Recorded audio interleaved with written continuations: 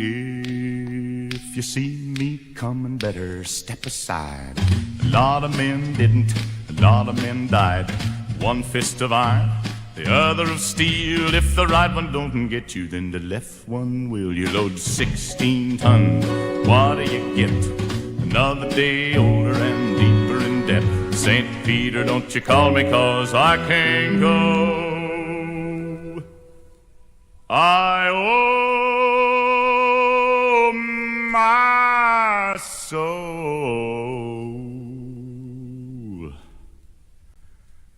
to the company store. And Barnold Flagman surely waves the checkered flag. Surely that's it.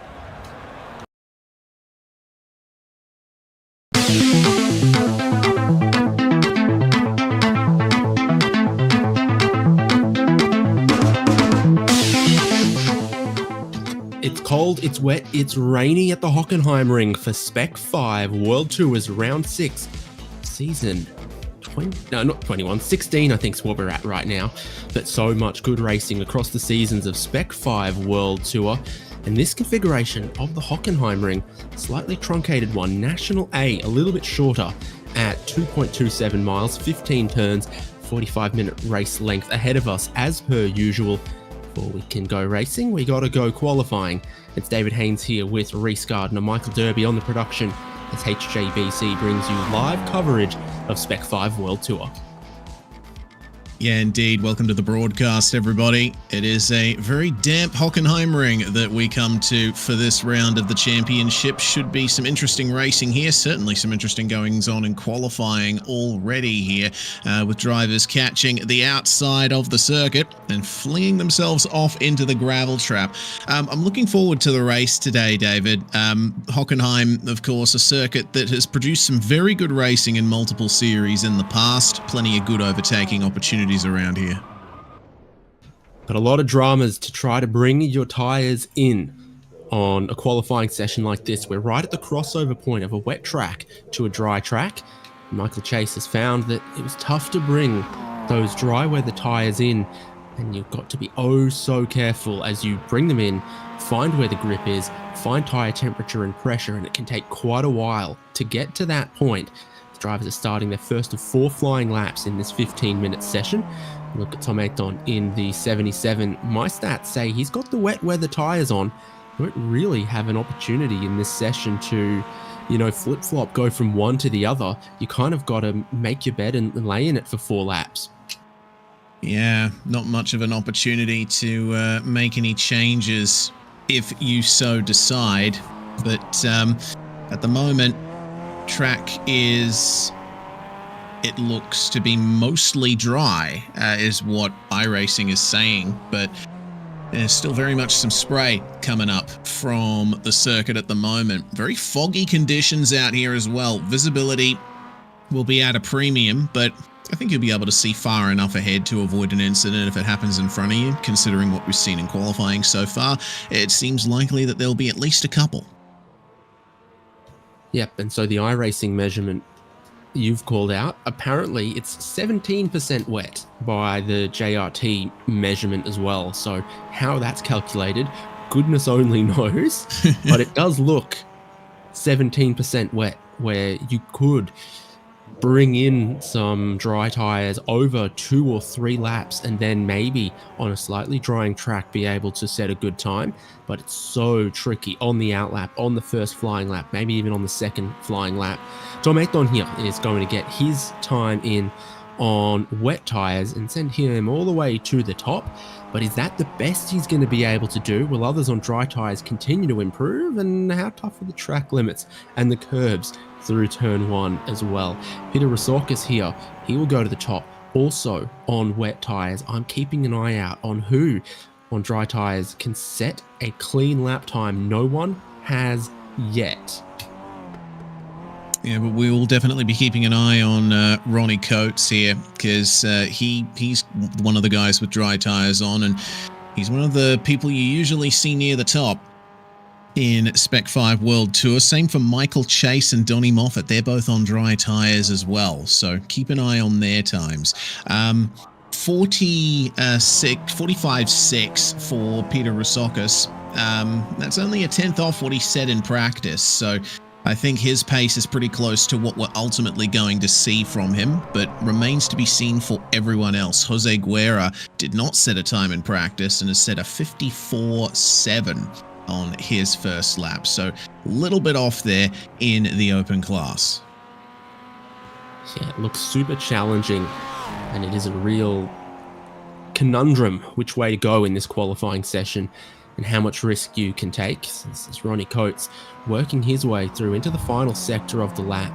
Pretty exciting little part here amongst the sort of arena and all of the stadium, and slightly banked corner there. A little change of direction here.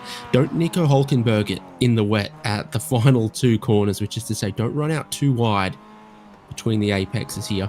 Ronnie Coates is hustling it along, but it's a very dynamic, squirrely looking thing in these conditions on those tyres. Yeah, the dry tyres are still semi-slick, so should be able to get some form of grip in wet conditions, but evidently not enough to take provisional pole. Only third spot here on a 48.0. Lee Martin, who was competing for the win in the open class last round, putting in a time good enough for P4. We still haven't seen laps from Lincoln Fox, Michael Chase, and Donnie Moffat. I think they're still testing whether the conditions are suitable for dry tyres, but at the moment, it seems like the wets are where you want to be. They're certainly giving results far more quickly and more consistency with a little bit less risk involved. The only drivers we've seen lap times from on dry tyres are Ronnie Coates and Thomas Fisher. Meanwhile, there's 5 or 6 other drivers on those tyres that just haven't been able to set a lap time yet. So Michael Chase, Lincoln Fox, Geordie Fike, Mike Oswald's had a lap denied. Jason Stalker hasn't been able to complete one yet. Sean Hayes went out of the pit lane on dry tyres and then swapped them for wet tyres just to try to get a lap in, I suppose. Yeah, it seems like the dry tyres are a little bit too leery in these conditions at the moment, but remember, we've got a 45-minute race coming up, and there's going to be plenty of opportunity for that track to keep drying off. We're not expecting any more rain for the time being for this entire event. So there is a possibility that drivers will be swapping tyres at the pit stop as well as taking the requisite amount of fuel. Should be an interesting strategy battle with the ever-changing conditions. Michael Coates coming across the line on wet tyres with a 44.9. That's quite a big improvement over Peter Rosokis' fastest. Yep, so pole currently sitting at 44.9, 45.6 for second place, and 46.9 for third. Far more field spread appears to happen in the wet, but you've got these diverging tyre strategies that might all get a little bit closer later on. Lincoln Fox, who talked about one of those drivers on dry tyres, but not being able to complete a lap just yet. You get a little bit of spray through here. You can kind of make out a drying line in a few places. And then there are other points of the racetrack where there's not much spray at all. Yeah, I think one of the places where I'm not seeing spray is the hairpin here in the stadium section. Got to be very careful over those curbs. They're very slippery when the track is damp and wet. See, coming into the middle of the corner, the spray practically disappears for Lincoln Fox. So the outside line in that hairpin is where you want to be. I would presume the water will be running down towards the inside of the corner, which is the reason why you see drivers often going more towards the outside in these conditions. It also gives you a better exit on the way out. Well, Fox here on slicks in his first time as a 47.2. He's the top of the slick tyre runners, but it seems like the wets are the tyre of choice here in qualifying. At a minimum, they're delivering quicker. So here's Michael Coates with his wet tyres to come around, look to complete another lap. Again, already has more than half a second in hand over the rest of the field, and that lap is not an improvement. So he's only got one more in qualifying here to try to go quicker than a 44.9 and stave off any drivers on the alternate strategy that might try to come at him late in this session. Yeah, so you mentioned that the wet tires are delivering quicker, and I suppose, yeah, if you want to get a time on the board, for sure, that's what you ideally would like. But it seems with Ronnie Coates making an improvement to 4th, still on his slicks, potentially the dry tires are. They are delivering slower, but they have potential for their pace to improve ever more. Unfortunately for Coates, that was his last allowed lap in the session. Drivers get a maximum of 4. He's just completed his 4th lap, so he will start no higher than 4th. Not seeing anything that would require drivers to start the race on their qualifying tyres either, so you could qualify here on wet tyres and then try to take the start of the race on dry tyres. Be cautious, but think that across the bulk of the 45-minute race, dry tyres are going to be the ones that you want, and a 4-tyre pit stop in these cars would take and cost you a little bit of extra time, potentially in the realm of 10 to 15 seconds in the pit lane to do a 4-tyre change. Yeah. Because these are going to be low fuel consumption conditions as well. So a no tyre pit stop that's fuel only is going to be pretty quick in these conditions today. Yeah, a lot to think about for the drivers, for sure. I think a few of them are going to be trying to throw caution to the wind and maybe go tyre free. But if you start on wets, then you stand a chance of really slipping down the order as the track dries off. So, yeah, if you decide to start on wets, maybe the drivers will be attempting to go for a no tyre race or any number of strategy permutations besides. 3.5 minutes remaining in the session, and the fastest of our dry tyre runners is still Ronnie Coates. Only 5th spot. Our front runners, usually in this league, finding themselves at the back end of the top 10 right now. Ray Lombardi a little late to getting on track in this qualifying session, but the advantage to that is having watched how the first 5 or 6 minutes of the session played out, he's come out of pit lane on the wet tyres and gone, oh, it doesn't look like anyone's doing much with the dry tyres. Wet tyres looks like for me in qualifying, and his second flying lap has put him to 7th position on the grid. Good performance for Ray Lombardi there. As Michael Chase makes an improvement, Chase has decided to swap to the wets himself, and he takes 7th spot for the time being. Looks like Lincoln Fox is back in the pits now, wondering if he's going to try one more lap, this time on the wet tyres. I think everyone's really gotten the message by now that if you want that instant qualifying pace, then wet tyres are what you need. So here's Geordie Fike. There's 3 drivers who don't have a lap time on the board yet. He's not one of them, but he's in 19th position with a moderately unrepresentative minute 50 there. He's trying to do the dry tyre thing here.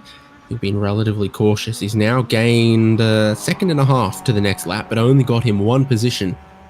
And this is going to be his final lap of qualifying. This dry tyres, so difficult. It's Thomas Fisher, who also tried the dry tyres to little success. Yeah, it's difficult runnings out there.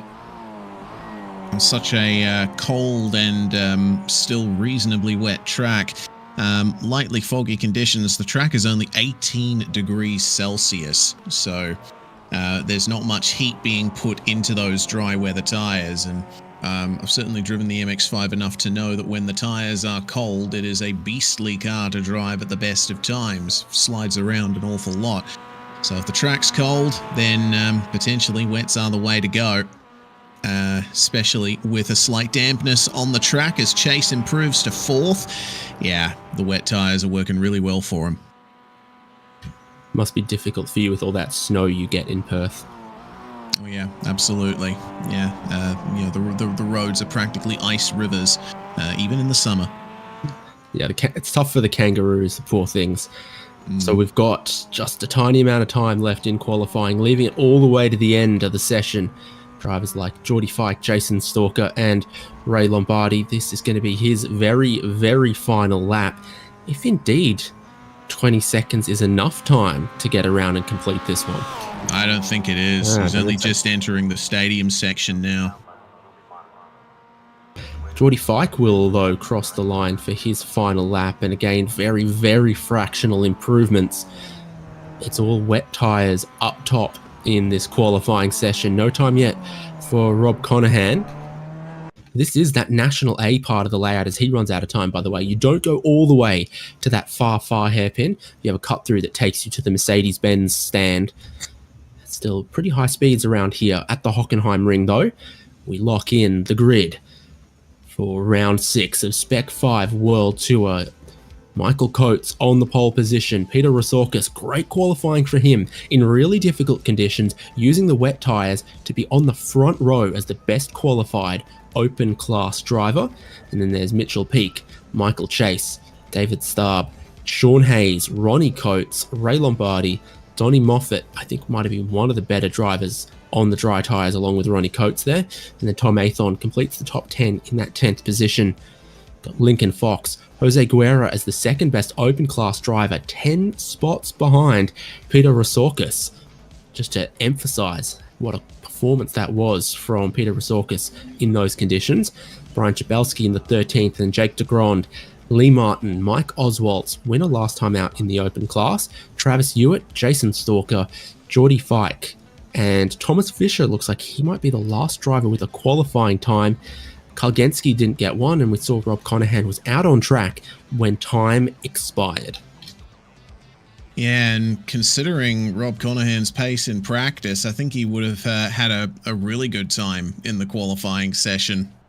144.392, which is decidedly quicker than anyone went in qualifying. So potentially look for Rob Conahan to be making some big moves up the field in the first couple of laps. As everyone files onto the grid, we still have some drivers who have decided the dries are the way to go. It looks like Michael Chase is on the dries, Sean Hayes and Ronnie Coates, Donnie Moffat and Jose Guerra, the only open class driver.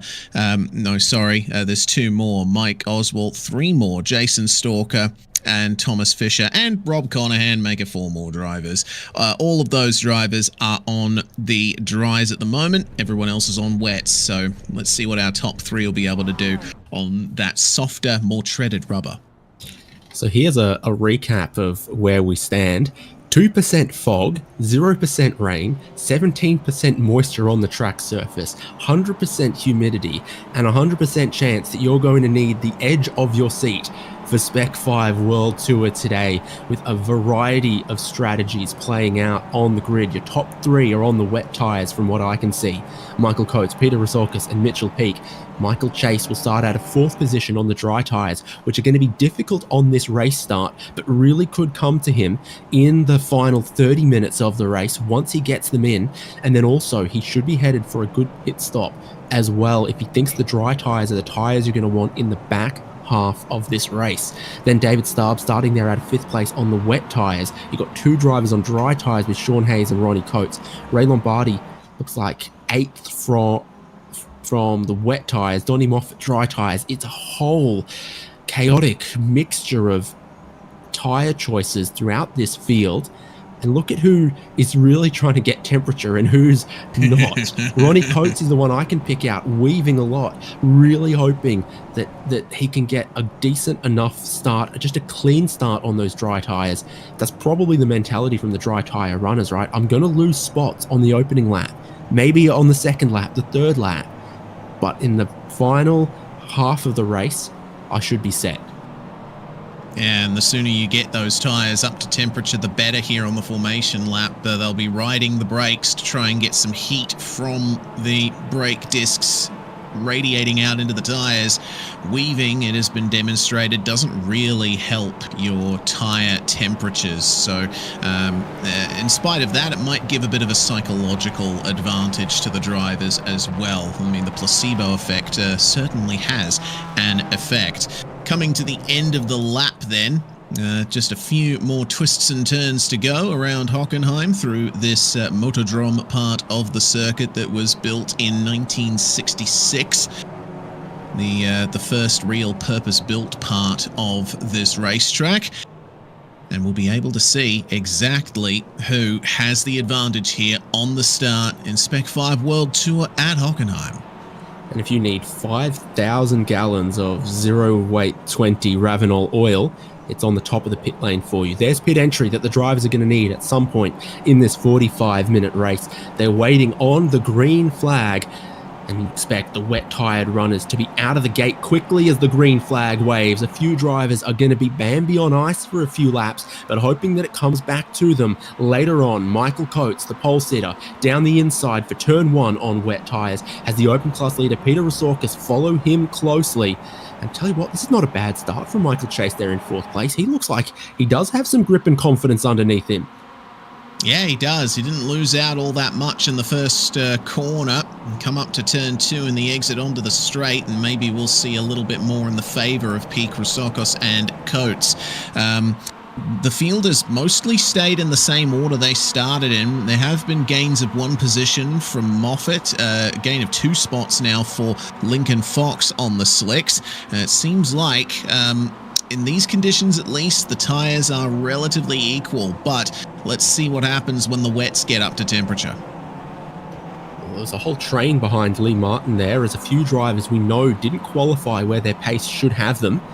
So Jason Stalker's trying to move up some spots. Thomas Fisher, the winningest driver of this season in Spec-5 World Tour, started way back in the field. So he's making some gains carefully and cautiously on this lap 1. And then Kyle Genske also, we've seen win races in the open class, and he started 21st to 22. So he's making some spots as we go as well. And just like that, the lap is nearly over. Michael Coates getting out to a nice lead over Rosorkis. He currently leads by 1.5 seconds. So, good advantage for the time being. Rosorkis will try and keep Peak behind him. This is a great position for Rosorkis to be in. All the way up in 2nd. The next open class car is Jose Guerra down in 10th. And remember, both of the classes here are competing for the same points. So that's going to be a massive points advantage for Rosorkis if he can hold on to that place. Today looking like one of those days where you can bag a bunch of points that'll be very difficult for any of your open class competitors to be able to match or overhaul in later rounds. I thought I was going to see more dry tyre cars dropping on this first lap, but they're hanging in, and the track should just continue and continue to move towards their favour. Yeah, very curious. Like you, I was expecting all the dry tyre runners to drop down multiple spots, but they're all holding on to their relative positions. So this is turning into a very interesting race, where I think we might be guaranteed a tyre change for drivers who are running the wets. That's going to cost them a lot of time in the pit stop. So could be the right decision to have started on those dries. Michael Coates is certainly being able to build out a little bit of an advantage here. Normally, we think of this MX-5 as a heavily slipstreaming car, as a really pack racing car. We get it just a little bit more spread through the field because of these conditions, because it's harder to get the throttle. You spend less time at full throttle. You get less slipstreaming. So he's working very well to put time between himself and Rosorkis. So Rosorkis would love to hold on to that 2nd position for all the reasons we mentioned. That's a great place for him to be. But if it just boxes back a couple of competitors and lets Michael Coates stretch away to a lead, enough time advantage that might let him put those slick tyres on at his pit stop. I say slick, I mean dry, of course, but yeah, he'll be happy to just keep leaving the whole rest of the field behind. And if the others are finding it challenging to get around Peter Rosorkis, it's also good for Michael Coates in the pro class. Yeah, absolutely is. Well, it's nice and calm for Coates up the front, but opposite of calm for Donnie Moffat and Ronnie Coates. They've just traded spots for 7th, and that was a very nice pass by Moffat round the outside, coming through turn 2. See how it happened here. Just got a great run out of turn 1 across the curb there, and nice and late on the brakes. The track is a little bit drier where Moffat is there. Bit more spray thrown up by Ronnie Coates. He has to get on the brakes earlier, and sweeping around the outside goes the BWT machine, who at the moment is right on the back of Sean Hayes. So let's see what he can do. Yeah, Donnie Moffat was again one of those drivers on dry tyres in qualifying, which didn't quite look like the move, but they are looking like the way to go, the thing to have in this racing conditions. So probably they'll be pretty comfortable with where the grip is, where the speed is for himself. It could be paying dividends. Even with cars on dry tyres, you're definitely seeing the windshield wipers get a move here and there. Spray getting picked up off the racetrack. Indeed. Man, the battles are starting to close up quite a bit here in this tight section of the racetrack. Well, Moffat's been making moves in the first sector, and it looks like he'll have a chance to get by Sean Hayes here. Decides to stay behind. Turn 1, not usually a corner you see passing at. It is a sharp kink, and it's very fast. But once again, the exit is right there for the 720. This time he's on the inside. Let's see what he can do here. Dry versus dry. Almost said slick there. Looks like Moffat has managed to get enough heat into his tyres here that he's got a big pace advantage. Yeah, and paint me surprised when he flew over the curb at speed at turn 1. Not normally the kind of thing you expect to do on those tyres on a wet and slippery track, is to get airborne and sliding and leap over the curbs. Typically you want to stay off them, but maybe, just maybe, Donnie Moffat does have the best water technologies. Yes, it certainly seems that way, though we did have a big old slide having to back out of the throttle. David Starb was a little bit slower at the second apex of that hairpin. On board with Moffat as he's got the world ahead of him here. Rosokos, Peak and Chase will pop into view momentarily here. And see how hard he's working the wheel. This is a massive run forward from Donnie Moffat, and he's going to try and go around the outside in the stadium section. Not quite able to get alongside, but he'll do the over-under. Side by side through the S's is possible. It looks like Starb is going to yield that place.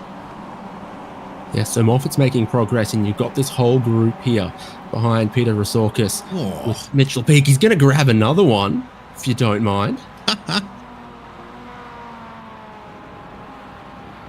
Very nice indeed. Well, it makes Donnie Moffat the highest running driver on dry tyres from what we can tell. Side by side through turn 1's going to be tough for Starb and Chase. And so Ronnie Coates gets a run at the both of them when we're 3 wide in one of the narrowest parts of the racetrack. Heading down to this next braking zone. Lincoln Fox also trying to get ahead of Sean Hayes down the inside there. It works out very well for Ronnie Coates, and it works out very well for Lincoln Fox. Yep. Some nice room given to the outside of turn 3 or turn 4, depending on how you count the corners here. And so Fox is able to get the position, move up into 9th. 2 by 2 coming into the hairpin. Starb is clear on the way in, but Michael Chase trying to get his way past Sean Hayes. Almost managed to get up the inside of Starb as well. Jose Guerra is right there too. Jose's been sitting in 10th since pretty much the very start of the race. He could stand a chance to gain a few spots here depending on what happens. Yeah, so suddenly there's still a lot of positions between the open class leader, Peter Rosokos, and second place in class, Jose Guerra, but there's not much time. There's only 3 or 4 seconds as you see they're either side of this train. Really starting to notice, I think those slick tyres, I'm going to keep saying that, are really just coming into their own now with the moves Donnie Moffat's made, with the grip that Ronnie Coates and Lincoln Fox seem to have just there compared to a few of the other cars on wet tyres. And look at Moffat, best running car on dry tyres, cutting through the field, cutting his way up to second place. Now 7.5 seconds behind the race leader, Michael Coates, though. Look at that. He's not afraid of anything in these conditions. He's got grip everywhere. Yeah, usually when you run wide across that curb, exit a final turn, and especially here at turn 1, you go sliding when the track is damp. But Donnie Moffat has major confidence right now, up in second, and now he has clear air ahead to Michael Coates. We'll be able to see for sure where the advantage is, wet versus dry tyres. Coates Coates did have the fastest lap of a 41.69, but now Jason Stalker, all the way back in 10th on the dry tyres, a 41.3. I think now the transition point has been passed and the dry tyres are faster. We're absolutely past that crossover into dry tyres are absolutely the thing to have, but it's not a 10-second a lap difference. It's only 7 tenths, 8 tenths at the moment, but there's no way without any more rain that I think you aim to go to the end from here on wet tyres. You've got to swap them. Yeah, you have to.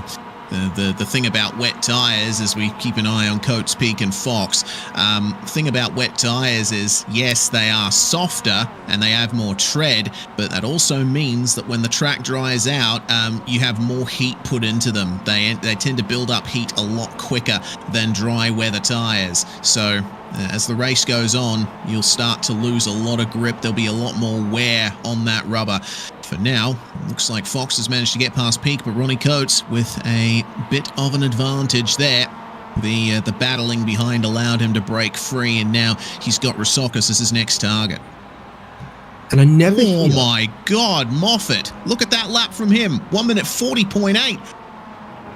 He's absolutely flying, and one of the things I never hear real-world motorsport talk about much is the difference in rolling resistance between the wet and the dry tyres. But on iRacing, it's massive. So the straight line speed is like, it's 5 miles an hour difference. The slick tyres really do have a lot more straight line speed as well. And so once you've got the confidence and the grip through the corners, that's another place that you'll gain a lot of time on a drying track on the correct tyres. Sean Hayes, dry tyres. Jason Stalker, dry tyres. David Starb, wet tyres, starting to fall down a little bit as dry tyres for Michael Chase, Thomas Fisher, Jose Guerra, they're all trying to come through here. Stalker getting the move done on Hayes at the front of this pack, and there's almost a chance for Chase to get through as well. He might have to commit to an over-under here.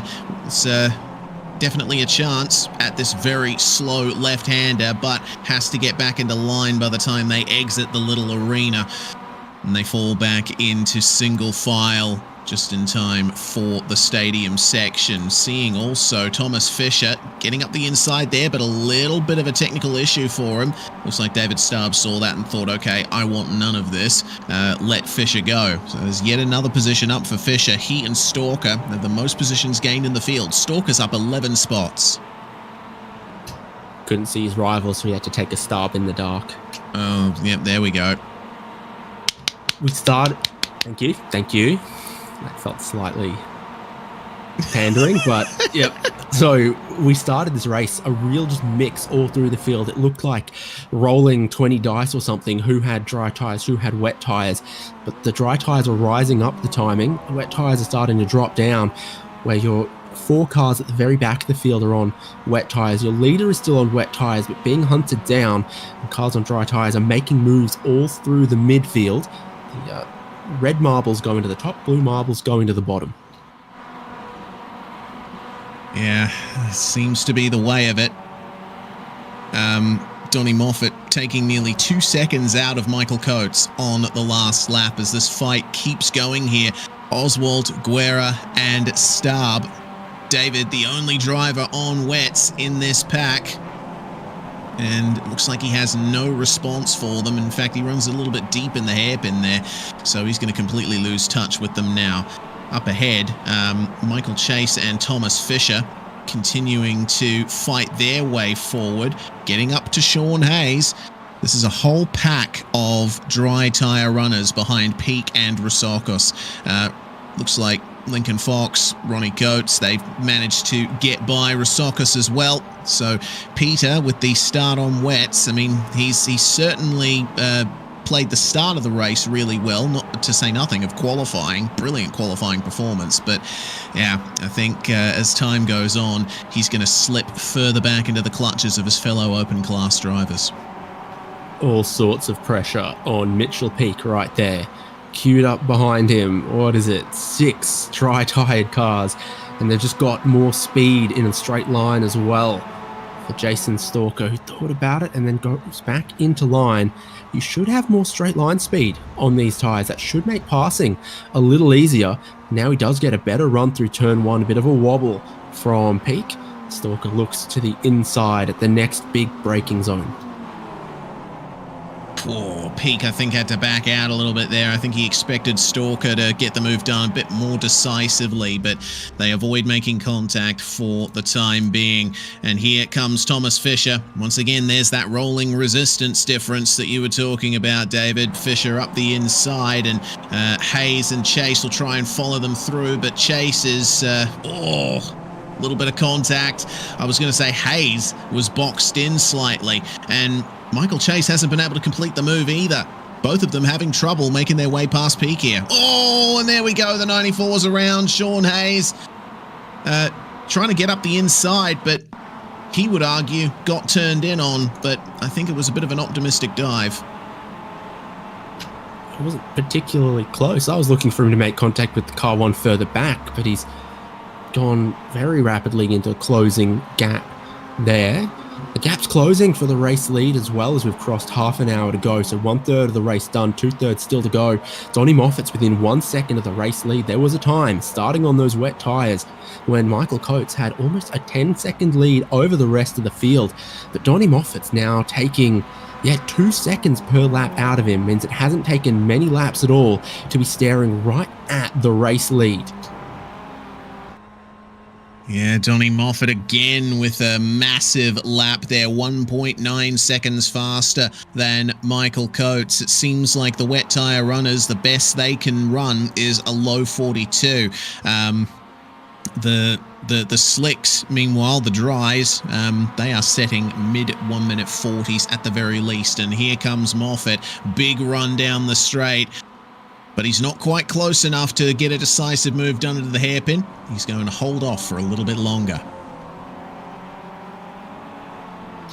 He's right here, and he had great opportunity there to look to take the race lead. He doesn't in a hurry. There's a few other dry-tired cars back there. Ronnie Coates and Lincoln Fox could head up towards the front of the field. If I'm Donnie Moffat, I don't think you gain anything from hanging around too long. And so here he goes to the lead of the race, having started 9th on the grid. Yeah, beautiful move. And he'll continue to extend his lead from here, I'd imagine. It is lap 10, and from the data that we have been given, that's around about when the pit window is expected to open. So we'll have to wait and see if any of the wet tyre runners decide to basically stem the bleeding and come into the lane. And it looks like that's exactly what Michael Coates is going to do. Yeah, so interesting little pit lane here. Pit lane speed limit doesn't start until way down that pit entry. And then it's 50 kilometers an hour, 37 miles an hour down the lane. So relatively slow for a kind of like a Grand Prix circuit. Actually, I wonder if the full Grand Prix layout has a faster pit lane than National A does. That's the case at Silverstone and a couple of other tracks. Same deal at Circuit Spa-Francorchamps. Endurance pits 60 k's an hour, Grand Prix pits 80 k's an hour, even if it's the same pit lane. So he's in. Yeah. And surely if you're on wet tyres, you know you're going to have to go to dries at some point. And now's the time. Yeah, David Starb, though, is the only driver to join Michael Coates in the lane. And, well, you can see just how much time it's costing him. He has been revving that thing ready for the getaway for something approaching 10 seconds. And he's finally out with a 23.6 second stop. I can confirm, David, having raced at the Grand Prix layout of the Hockenheimring a week and a half ago, yes, the pit speed limit is faster on the Grand Prix layout. It's exactly the same pit lane and entry and exit, though, isn't it? Yeah, I know. It's interesting. I suppose, though, these shorter layouts are used for more amateur categories, and so the idea is lower pit lane speed limit. I mean, I don't really know. Or it's weird. When iRacing changed the pit lane speed limit for all of the Grand Prix circuits to 80 kilometers an hour, they were a bit, I don't know, lazy. No, they specifically targeted their efforts. Yes.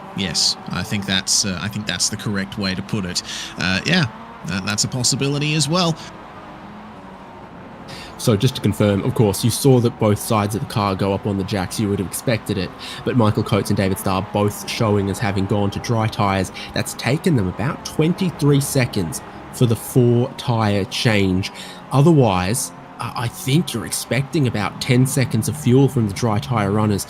So it is a longer pit stop to make that tyre change. That's why I thought even if the track was going to start a little difficult for the dry tyre runners, that's the tyre you'd want to be on. Yeah. I mean, the time loss is just too great. I mean, from previous events where we expect fuel-only pit stops to only run about, I'd say, 15 seconds or so, 16, 17 at the most. So these guys are losing nearly 10 seconds by having to change tyres here. Mitchell Peak jumps out, and that is a stop that is pretty much the same as what Michael Coates got. Yeah, we're expecting about 22 to 24 seconds for drivers changing from wets to dries.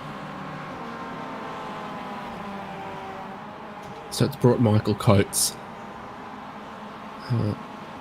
back out in the 17th position.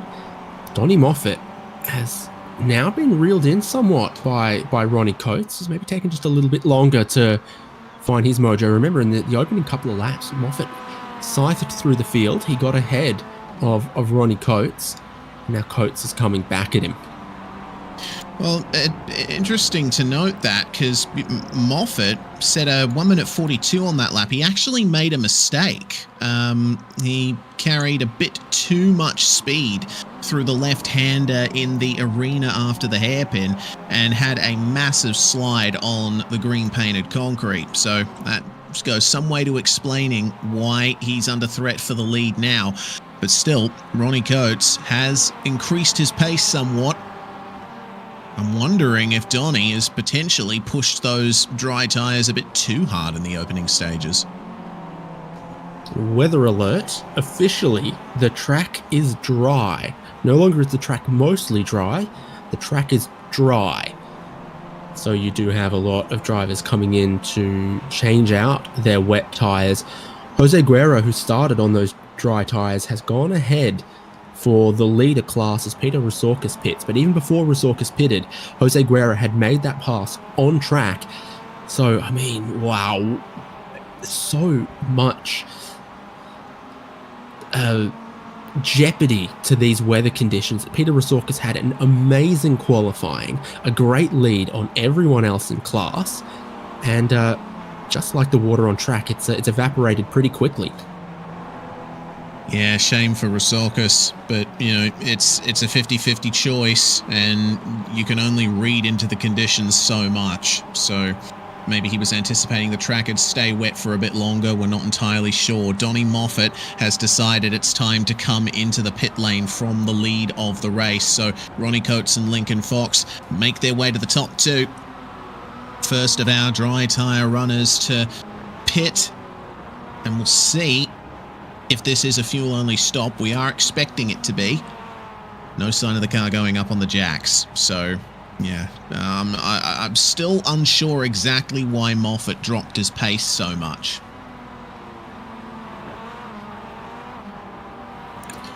Still fueling it. He's had a couple of long stops in the races earlier this season. So no tyres, but still 22 seconds. Yeah, that is a very long stop. Yeah, I'm expecting he's probably overfueled it. We'll have to wait and see. Michael Coates will make his way back past him in the end. So, take two of the pass between Coates and Moffat, but this time it's for 13th on track. Yeah, and this time Michael Coates has got the right set of tyres for the conditions. Got a couple of wet tyre runners up front that haven't stopped there. Carl Genski, Travis Hewitt, and Lee Martin. Look, they're about to lose out on all of that because there's drivers behind that have made their stop, gone to the dry tyres, and gaining on them pretty quick time. Coates and Fox deciding to continue on for a bit longer. We'll keep an eye on the lap times for these guys. Michael Coates with the new fastest lap of the race, a 140.0. Ronnie Coates and Lincoln Fox can only get to within a few tenths of that.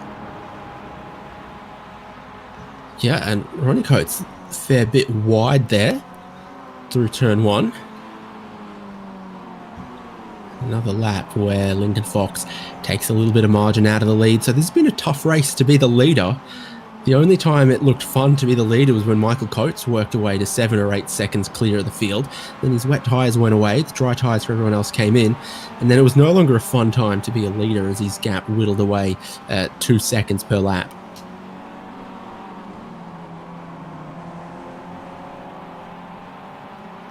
Travis Hewitt, the next driver to come into the lane from the open class.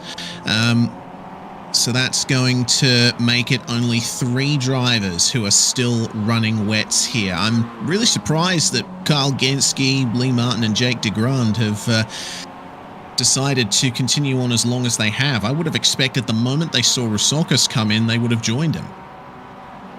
Yeah, because who's the fastest driver on wet tyres at the moment? I think it's Kyle Genske doing minute 43.9. That's kind of getting towards 4 seconds a lap away from what some dry tyre runners are doing.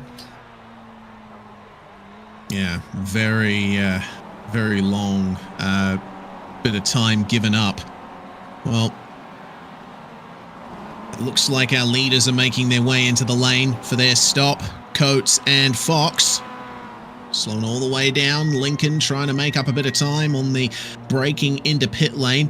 You can gain quite a bit, but you do run the risk of speeding in pit lane. But fortunately, it looks like they've all avoided that. Jason Stalker joining Coates and Fox in the pit lane. Which of these guys is going to get the faster stop here?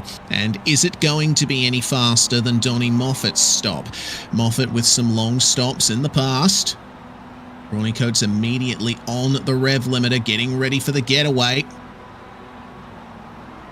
And the pit stop is going to be 17 seconds for Lincoln Fox, slightly longer for Ronnie Coates, but he will still lead the way out of pit lane. Yeah, decent getaway out of the stall there for Lincoln Fox. Aggressive on the in-lap. Very good getting out of the pit box there. Oh, you can't really pass in this pit exit, but they're going to immediately go back to racing. This will become for the lead of the race when the few remaining drivers who need to stop. Oh, every time they go through that left-hander, I always think, are those 2 lines going to come together? Are we going to see a crash? Fortunately, they saw each other coming there, but Lincoln Fox is ahead of Ronnie Coates, but the inside line is with the number 31. A little bit of pushing through the middle of the hairpin, and Coates will keep the lead for now.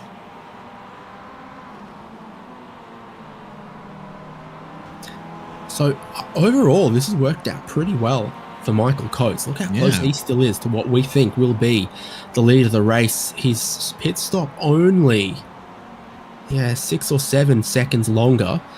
The wet tyres gave him a lot of time in the first 4 or 5 laps.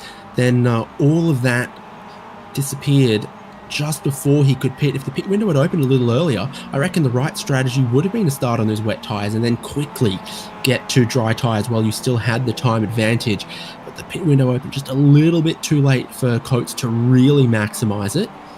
And you're going to have Mike Oswalt pit from in front of these guys. Sean Hayes is going to pit and send these drivers further up the order. And you've got just 3 drivers left on wet tyres from what I can tell. Lee Martin, Jake DeGrand, and Tom Athon. Yeah, that was the key for Michael Coates, wasn't it? The fact that he was able to build a 6 to 7 second lead before the track dried off too quickly, and the difference between Coates and Fox's stop and his is about that amount of time. So yeah, if the pit window had come out a lap earlier, he would probably have been able to at least fight for, if not keep, the lead of the race. For now, though, he's still far and away the quickest driver on the circuit. 1:39.6 is now Michael Coates' new fastest lap. So now we keep an eye on Fisher and Chase, who, along with Guerra, are the only 3 drivers left to take a pit stop. We've seen Lee Martin and Jake DeGrand make their way into the lane in the last couple of moments. 22.1 second stop for Lee Martin.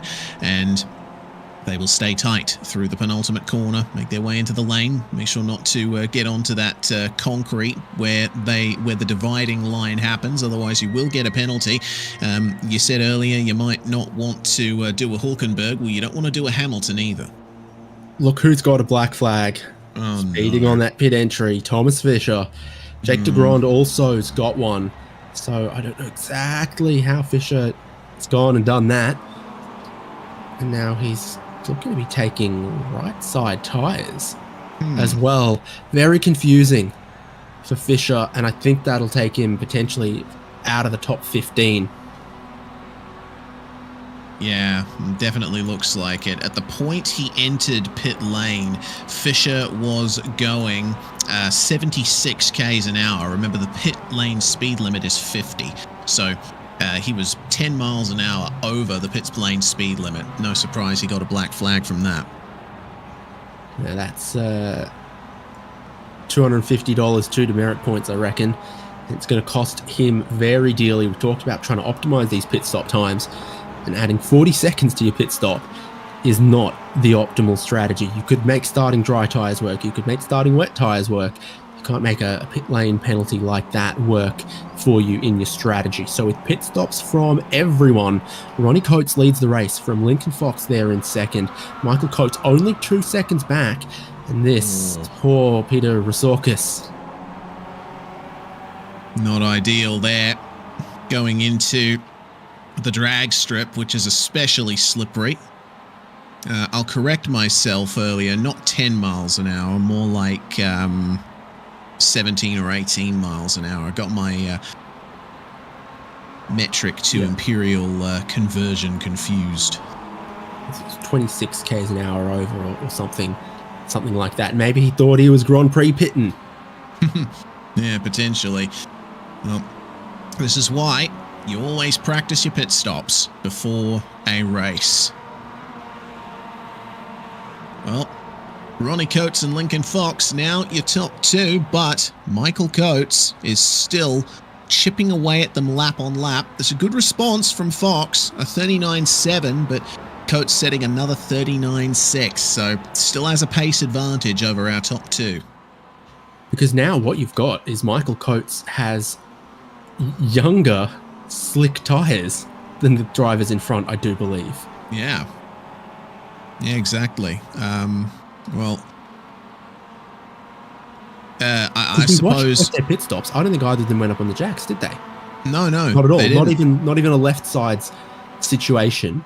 Those are the tyres they've had on since the very, very start that they had to work to try to build some temperature into at the race start, and then they've run all the way through to that pit stop and left them on, whereas Michael Coates started on wet tyres, used them to build a little bit of time advantage, and then had to go to slick tyres when the crossover happened and put 4 brand new ones on just 8 laps ago.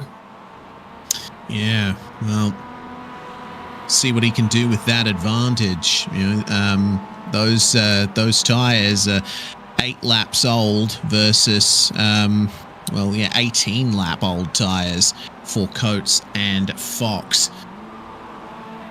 An awful lot of advantage here for Michael Coates. Question is, in these conditions, how long do the slick, there I go again, how long do the dry tyres last before you really start seeing that pace drop off? Because remember, the track's still quite cold. It is dry, but still a 19 degrees Celsius track. I suppose it'd be very hard to overheat them at this stage. Yeah, it is still mostly cloudy, a bit windy, cold track, but if Michael Coates can come away with a win here, I think that's an all-time drive, because he was a little unique in his strategy. Not many others were able to use the wet tyres as effectively initially, and then come back into contention for the win here.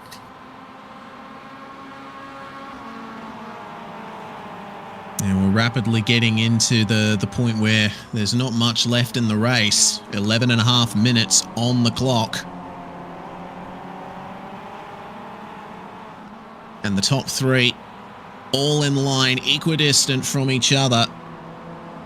Coates and Fox able to match each other's pace really well, but Michael Coates still taking a good chunk of time out on them lap after lap. There is a little battle going on as well between Mitchell Peake and David Starb. David, one of the drivers along with Mitchell Peake to start on wets and switch to dries. And looking at Brian Jabelski as well, looks like he's come into the pits for a second time. Not too sure what the deal was there. Potentially he underfueled it at the stop and had to put in another splash to make it to the end. But that's the situation on track at the moment. Pretty much the only battles that we are seeing for the top three, and these two guys for 8th. Yeah, and now having had the one pit stop from all, Mike Oswalt is leading that open class, and that he's just ahead of the Peake versus Star battle. Jose Guerra is just a little bit off the back of them. You can see his car there. And Kyle Genske looks to be running 3rd in class. Yeah, that's what it's looking like at the moment. Genske's all alone on track at the moment. He's got 3.5 seconds back to Ray Lombardi, and it seems about 6 seconds or so ahead to Sean Hayes. So all he can do is circulate to the end and hope for a mistake from drivers ahead of him to try and advance his own position. 10 minutes left. Track looks dry. Not seeing spray anywhere. Lap times are pretty zippy at the moment. Lincoln Fox just set a personal best. Michael Coates 2 tenths away from his PB. A few other PBs elsewhere in the field at this moment. But this is your top 3, and they're closing in. They're beginning to accordion a little bit, which is a great German instrument. And it's only sort of half a second gaps right now. Yeah, really closing up for second. Ronnie Coates, I think, having a better lap than Lincoln Fox this time around. The full story will be told when they come across the line, but Lincoln's going to be driving more in his mirrors at the moment. Michael Coates is coming all the way out over the curb at the exit of the final turn. And finally, Ronnie Coates gets into the 39s. So does Fox once again. But Michael Coates, another 3 tenths quicker than the both of them. There is a move coming. Whether or not it'll happen on this lap or the next remains to be seen.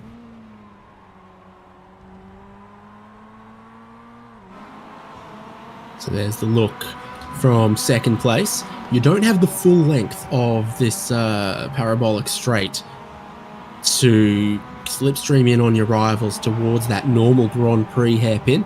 Suddenly you're looking at the brake markers here for this National A configuration. It probably almost shaves off half a mile or so from the very, very far end of the racetrack. And then you're back on familiar Grand Prix territory here. There's Donnie Moffat back there in 4th place.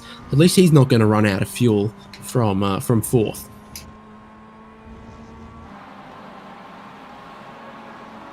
Here we go then.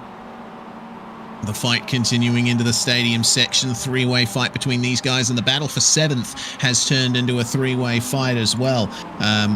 Looks like Mitchell Peake and David Starb have caught up to Mike Oswald here in the caramel coffee liveried 117. It looks like he might have gotten a slowdown there, or potentially is just letting these guys go. Not sure what the deal is there for Mike Oswald, but he lifted off.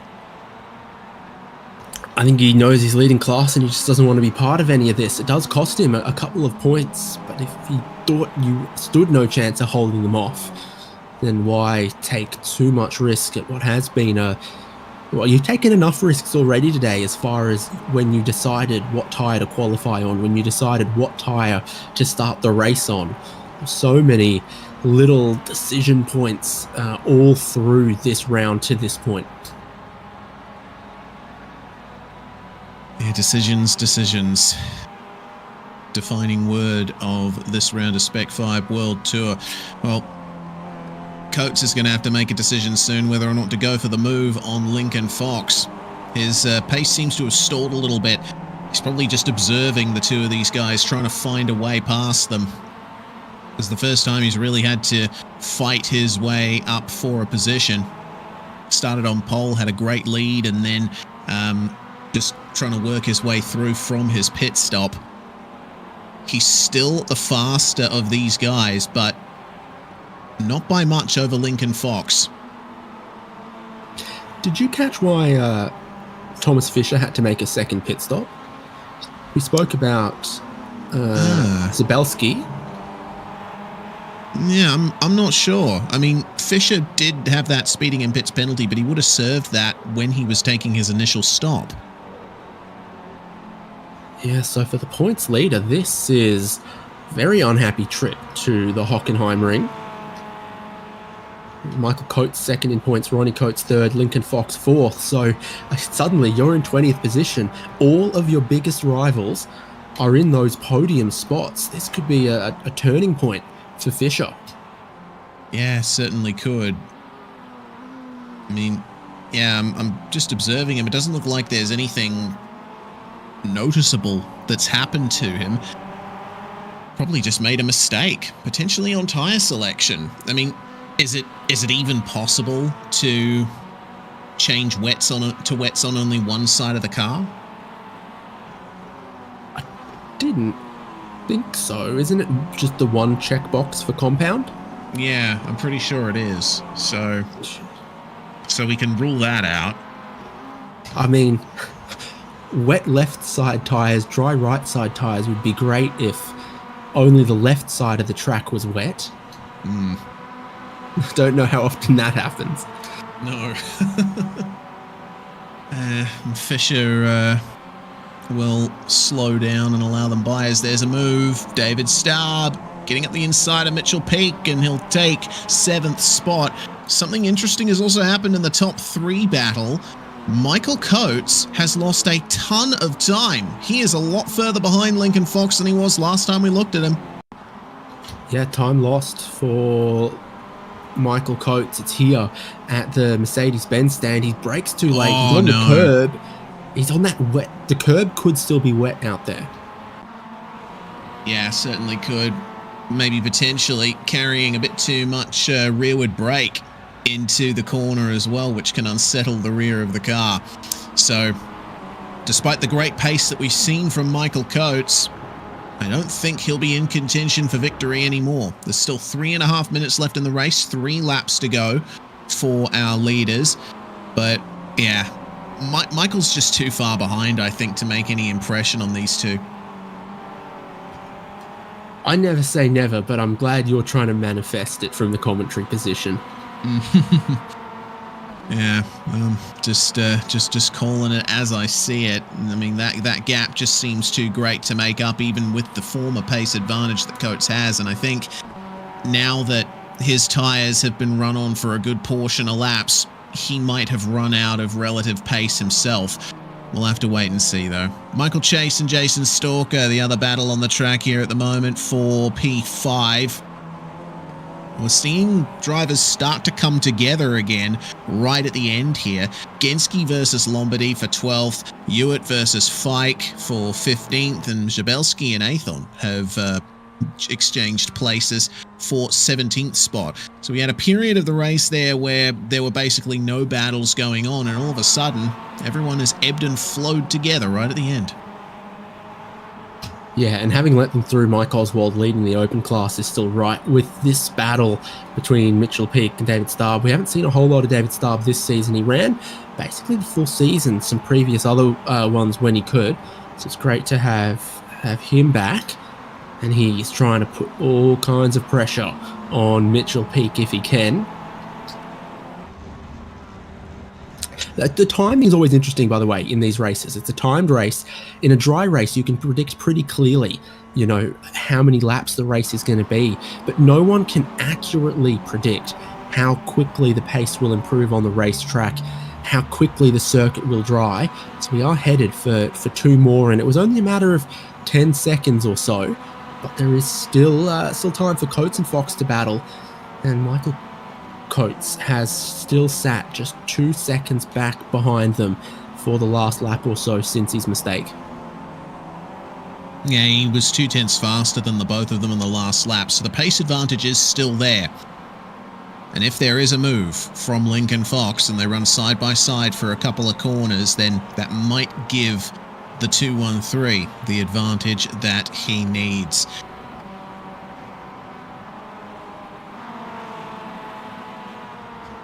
So looking now, you'd say just a foggy day, no visible signs that it was ever a wet racetrack today, that half the field started on wet tyres. They're all bar two gone to the dry tyres throughout this race, even if it added a little bit of time to the pit stop.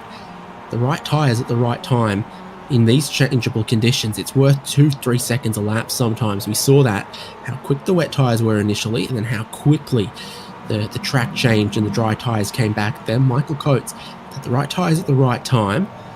Thought the pit window was a little narrow for him. He could have helped with coming in earlier.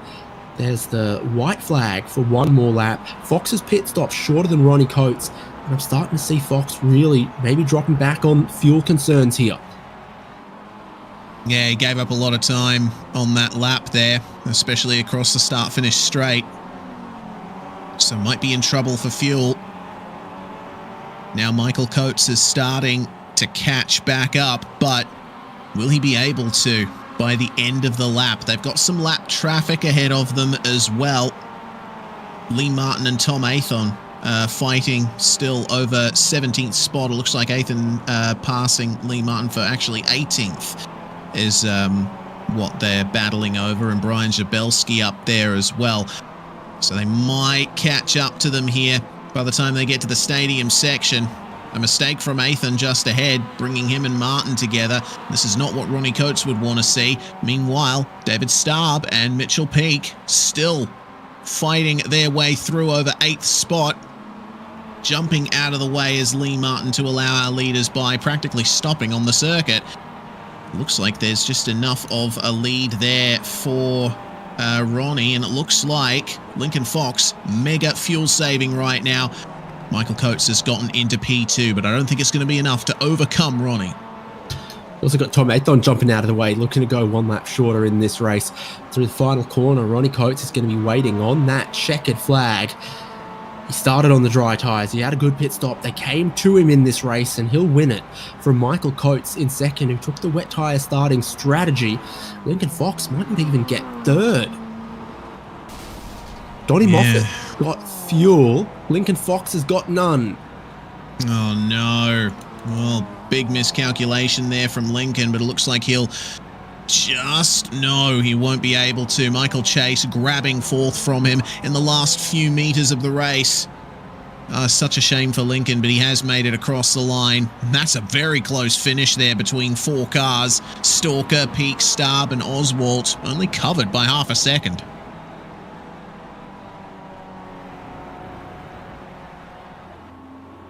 Looks like Peake and Starb crossed the line right alongside each other. Peake was classified ahead, but looks like it came down to the 10,000th of a second between them.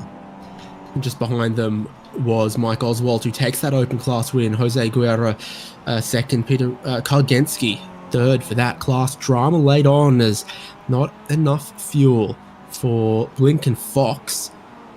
And that, I think, comes down to the fuel consumption increasing as the track dried off, the speed increased, and the first 15 minutes, the racetrack looked very different to how it did at the end. There's Geordie Fike just ahead of Travis Hewitt. Ryan Jabelski might be one of the last cars to take the checkered flag as well. And there we go. The end of the race. 16 cars, it seems, or 17 on the lead lap as our results are official. Yep, with Ronnie Coates as the winner, Michael Coates in second, Donnie Moffat third. Actually gave Lincoln Fox a bit of a bump out of the final corner. Don't know 100% what went on there, but Moffat came back to the third position, having led some laps. Michael Chase also got through for fourth as Lincoln Fox crossed the line in fifth. Jason Stalker was in sixth. Mitchell Peake and David Starb identical on the timing. It's given to Mitchell Peake ahead of Starb. Then there's some of your open class runners, Mike Oswald and Jose Guerrera. Sean Hayes and Ray Lombardi 11th and 12th, Kyle Genske in 13th, Peter Rosorkis in 14th, Jordy Fike in 15th, Travis Hewitt in 16th, Brian Chabelski, Tom Athon, Thomas Fisher, and Lee Martin completing the top 20. Jake Segrand was just a couple of laps down. I think so was Rob Conahan. Yes, indeed. Well, that's going to round things off for the race, and for the time being, it looks like first driver available for an interview is Mike Oswalt, who won the open class, but looks like Ronnie Coates is in here. We'll go to him first, David. Sure will. Ronnie Coates, race winner, joins us. How about that call on the tyres for qualifying, the tyre choice for the race? Really interesting, slick conditions. Yeah, I got done with the race and I think I got a blister on my hand from gripping the wheel so hard. I don't think I usually do that. It was, pretty sketchy on those tires, but I think it was the right choice. If you're on the wets too long, you might have blistered those too, but you opted to start on the dry tyres. How much of a gamble did you think that was going to be in the opening laps, even if it was pretty clear that by the end of this race, it was going to be a dry tyre race and it would take an extra time in the pit lane to change them? Well, you know what? I was committed, and I figured they would come around. But yeah, I was pretty scared. I was scared at the very beginning there, and I really didn't even push the limits of them for several laps because I just didn't want to have a big step out. It got really wobbly when I was trying to practice, so I was just trying to really stay within the limit of the grip. And then looked like it was shaping up for a good race between yourself and Michael Coates and Lincoln Fox. Both of them, their own little errors. Coates on track, and Fox maybe around the time of that pit stop. Yeah, I didn't see what happened to him at the end. He was staying dead even with me there for quite a few laps, and of course, when you get like that, you keep looking at the relative and looking in your mirror and going, just do your laps, And I don't know, 2 or 3 to go, I finally saw like a little bit of a gap. I don't know if he had to save a little fuel or had a little incident with Michael or something. I think by some measures, this might put you back to the lead of the championship as well. Very profitable race at the Hockenheimring for you, Ronnie. Well, I think Thomas is he's so far out there. I don't know that we would be able to do anything with him. But anyway, it was a great race. That's the first time I've ever raced in the rain, and certainly I actually wish I wouldn't have tried to qualify on the dry tires. That was terrifying. But anyway, yeah, it was a great result. Well, congrats, and plenty to think about if there's rain any time again in Spec-5 World Tour. For sure. Thank you. Ronnie Coates from Pro Class, and Open Class winner race is Mike Oswalt. Yeah, indeed he is. And the 117 joining us now in the comms booth. Well, a 9th overall finish for you, Mike, and it certainly seemed like things are a bit stressful out there. How are you feeling on the start? Obviously, you made the right choice starting on the dry tires, but did you have any doubts when lap 1 started? I would think I was more nervous before it started because of how wet and slippery the qualifying was. But I had done like a few laps on dry in the practice just before, so I was pretty confident that it would be worth it in the long run. But yeah, those first laps, I was just like, I hope I didn't make the complete wrong choice and like I'm gonna get crashed into by someone. I'm just gonna play it safe and see what happens. And then like in the 2nd or 3rd lap, I was like, wow, there's plenty of grip here. Well, you carried that grip all the way through to the end, and you were involved in the battle for 6th overall with Stalker, Peak, and Star. Did notice that you let those guys by. Was it because of a mistake, or was it a conscious decision just to try and preserve yourself? Yeah, that was a conscious decision because I saw Jose on the open class behind by a couple seconds, and he was getting closer. So I decided to let them by because they had much better pace than me. I didn't think I could really defend them without losing tons and tons of time. So hoping to follow them, and I barely managed to keep up with them. The last lap, I was like, maybe I'll have a chance to take one or two of these positions, but it didn't work out that way. Well, regardless, the open class win is yours, and a good haul of points here from Hockenheim, and hopefully next week is just as good. Yeah, this is a good week for the championship for me, for sure. Mike Oswalt there, the 117. Thanks for joining us, mate. Thanks. And with that, David, it looks like that's all we're going to have time for tonight. Those are your results once again. Brilliant win from Ronnie Coates. And I love the fact that iRacing has a weather system now because it produces races like this. The whole way you didn't know what was going to be the winning strategy. It looked so good for Michael Coates initially, and then those tyres started to wane and you thought he's made a mistake. Everyone who started on the dry tyres is going to be the way to go. And Michael Coates came back on new dry tyres and was oh so close, but it was Ronnie Coates who got the win there. Mike Oswalt playing it safe in the open class comes away with the win, and you won't need to wait too long for your next dose of Spec-5 World Tour. In 1 week's time, we go to Circuit Park Zandvoort, the current Grand Prix layout, so that'll have an 80km/h pit lane speed limit, and you'll see that here on HJBC as well. Another ripping season of Spec-5 World Tour. We'll see you for the next round in 1 week's time.